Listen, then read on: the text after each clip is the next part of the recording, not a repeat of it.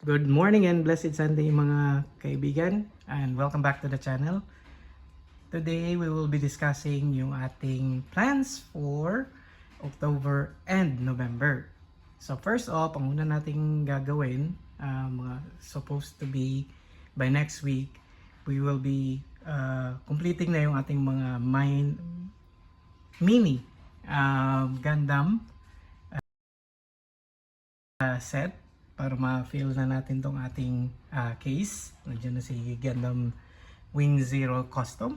Ngayon, susunod natin si Gundam Death Sight at si Gundam RX-78-2.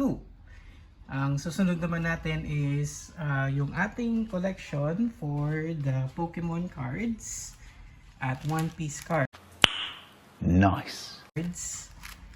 We will be giving away yung some of the holo cards natin for our promo siguro by November and of October or before the October ends. So basically start muna tayo dito sa ating mga holo set or holo cards. Siguro una nating ibibigay is yung Turtonator, from the cheapest to the most valuable natin or most expensive natin na card. Sa set pa lang natin ngayon ay si Bulbasaur holo, full illustration. So basically this will be siguro mga before December. Promo mechanics and giveaway mechanics will be discussed or will be mentioned on the succeeding videos natin. Ang ating major talaga na project for October and November ay yung ating Wing Gundam Zero Custom na 190 or siguro 160 scale. So, kwento ko lang. Nasa akin na kasi ito since 2014.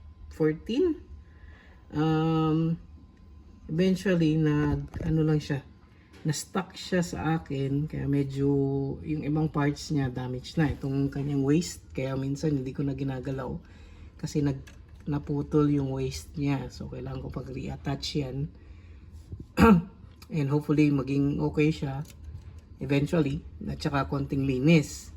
Pero ang plan talaga for this particular Gundam is to incorporate yan sa isang aquarium as diorama. So, ang plan ko talaga is to make an aquarium na may mga isda and then incorporate si Gundam Wing Zero Custom as part ng diorama dun sa aquarium na gagawin ko. So, eventually, ang design niya parang ganito. So, pinagawa ko lang yung AI yan. Medyo hindi niya makuha yung casino si Wing Zero Gundam. Pero eventually, parang ganyan yung concept niya. Si damaged na Gundam Wing Zero Custom. Nakaupo lang sa isang rock. And then, dalagyan natin siya nitong mga air plant natin. This air plant pala is from USA pa. Sinend sa akin ng isa sa aking client from the US via this particular shop, horticulture, little shop of horticulture. Galing US pa to. And then complete siya set with yung mga sand and then mga ang tawag nito? Mga kailangan mo, rock, sand, and then items na kailangan mo for horticulture. It's air plant talaga siya. Yung buhay na buhay pa siya. Oh. Kahit hindi mo dinidiligan, moisture lang sa air yung kinukuha niya. So, i-incorporate natin siya sa aquarium natin. So, yun yung mga plans natin. So, watch out lang for the announcement natin for yung sa ating giveaway for the Pokemon cards and One Piece cards. So, yun lang sa ngayon. Thank you guys for watching.